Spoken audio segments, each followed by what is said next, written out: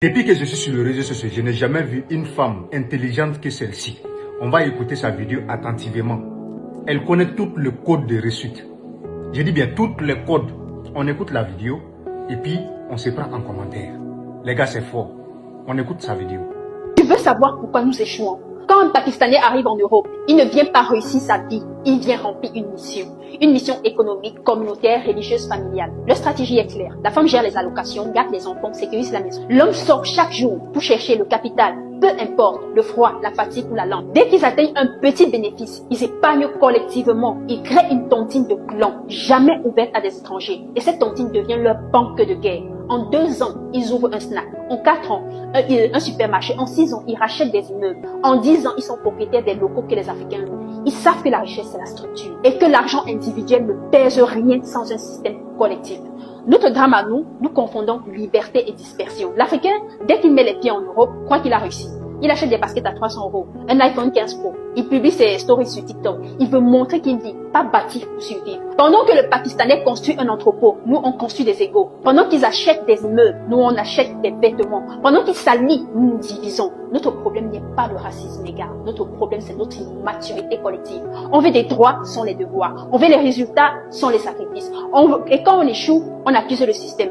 Mais la vérité, c'est que le système n'aime personne. Il récompense ceux qui s'organisent. Tu peux détester ce que je vais te dire, mais regarde autour de toi. Un arabe ne trahit pas son frère, même s'il ne s'aime pas. Ils se soutiennent dans le business. Leur logique est simple. Mieux vaut que la richesse reste dans notre communauté, même si je ne t'aime pas. Un Africain lui préfère voir son frère échouer plutôt que réussir avant lui. C'est culturel.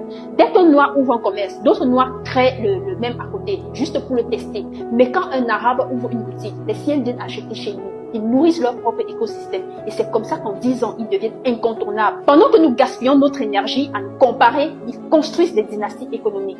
Les femmes arabes, pakistanaises, turques ou syriennes comprennent le rôle stratégique du foyer. Elles ne sabotent pas le système familial par orgueil.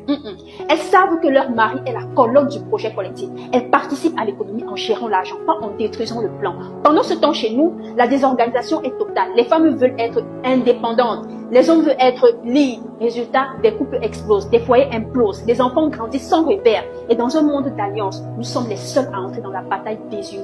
C'est la cause cachée de notre pauvreté. Les statistiques sont froides. Le taux de divorce les plus élevé chez les diasporas africaines. Le taux de collaboration les plus faibles entre entrepreneurs noirs. Et les taux de capitalisation les plus bas dans nos communautés. Regarde bien.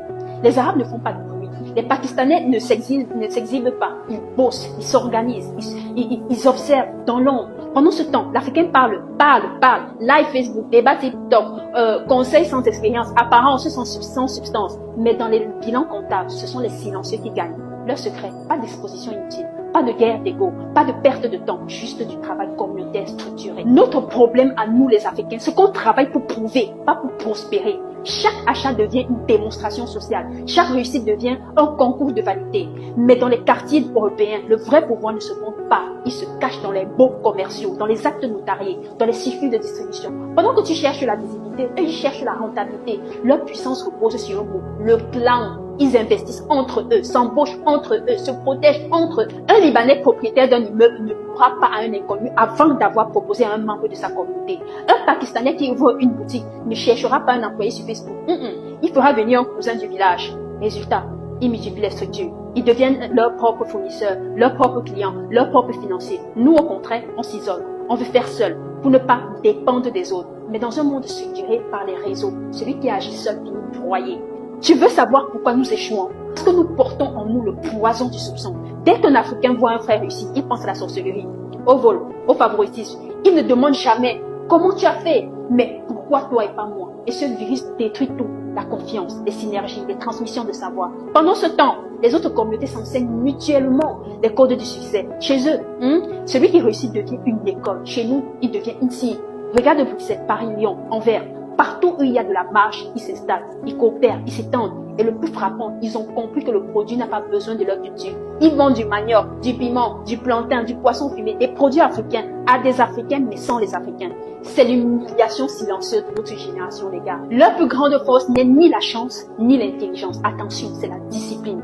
Ils savent se lever tôt, tenir des comptes, respecter un plan. Ils savent attendre, ils savent différer le plaisir pour récolter plus tard. Pendant ce temps, chez nous, on cherche la gratification immédiate. On veut kiffer la life avant de la structurer. Nous confondons bonheur et distraction. Mais dans un monde économique, la discipline est une religion. Celui qui la maîtrise domine. Attention, je ne fais pas de reproche à quelqu'un, c'est une alarme. Parce qu'à ce rythme, d'ici 20 ans, les Africains en Europe ne posséderont plus rien, même pas les commerces dits africains. Nous serons des consommateurs éternels de nos propres produits. Le monde économique ne récompense pas les rêveurs, il récompense les bâtisseurs. Et les bâtisseurs ont un point commun, ils pensent en clan, pas en individu. Le secret n'est pas mystique, ce n'est pas le racisme, c'est la stratégie communautaire. Tant que l'Africain ne comprendra pas que la richesse est un projet collectif, tant qu'il préférera le paraître à la puissance, tant qu'il se battra contre ses frères au lieu de se battre contre le système, il restera pauvre, même avec un diplôme d'ingénieur. Pendant que nous dormons...